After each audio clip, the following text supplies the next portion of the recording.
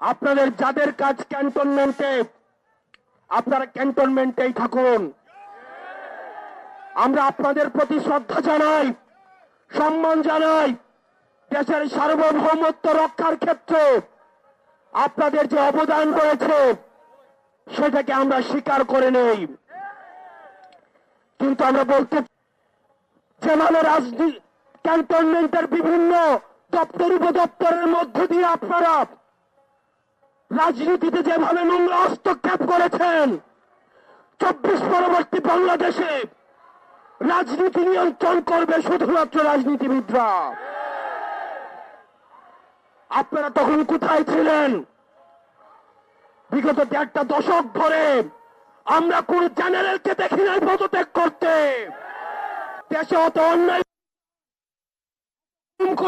হয়েছে, এত জুলুম প্রতিষ্ঠিত হয়েছে, আমরা কোন সচিবকে দেখি নাই পদত্যাগ করতে। একটা জেনারেলের কি মেরুদণ্ড সেটা ছিল না? আপনারা তখন কোথায় ছিলেন? আমরা কাউকেই দেখি নাই এই অন্যায়ের প্রতিবাদ করে কেউ চাকরি থেকে পদত্যাগ করতে। প্রিয় সহযোদ্ধা এবং রাজনীতিবিদ আপনারা যারা রয়েছেন, আপনারা আওয়ামী লীগকে এখনো চিনে উঠতে পারেন নাই। শহীদ জিয়াউর রহমান আওয়ামী লীগকে পুনর্বাসন করেছিলেন, উনাকে তার জীবন দিয়ে সেইটাই মেটাতে হয়েছে। জামাতে ইসলামী আওয়ামী লীগকে পুনর্বাসন করেছিলেন, তাদের নেতা কর্মীদের হত্যার মধ্য দিয়ে সেইটাই মেটাতে হয়েছে। বিভিন্ন ষড়যন্ত্রের মাধ্যমে 2009 সালে আওয়ামী লীগ আবার পুনর্বাসিত হয়েছে। পিলখানা হত্যাকাণ্ডের মধ্য দিয়ে, রাষ্ট্রের প্রতিষ্ঠানগুলো ধ্বংসের মধ্য দিয়ে আগামী 100 বছর ধরে সেই দায় আবার আমাদেরকে দিতে হবে।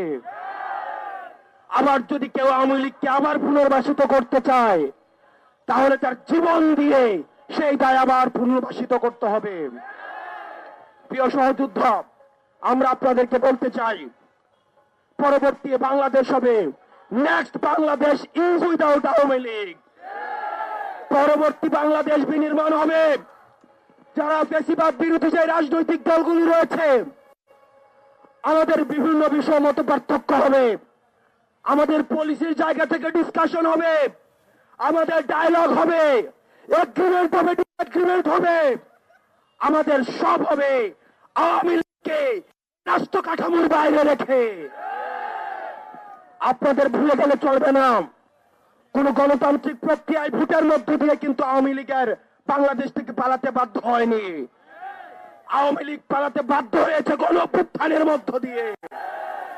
পৃথিবীর ইতিহাসে কোথাও কোন নজির নেই গণঅভ্যুত্থানের মধ্য দিয়ে যারা পালাতে বাধ্য হয় তাদেরকে আবার নির্বাচনে ফিরিয়ে নিয়ে আসা হয়। সুতরাং আওয়ামী লীগের পতন হয়েছে 5 আগস্ট।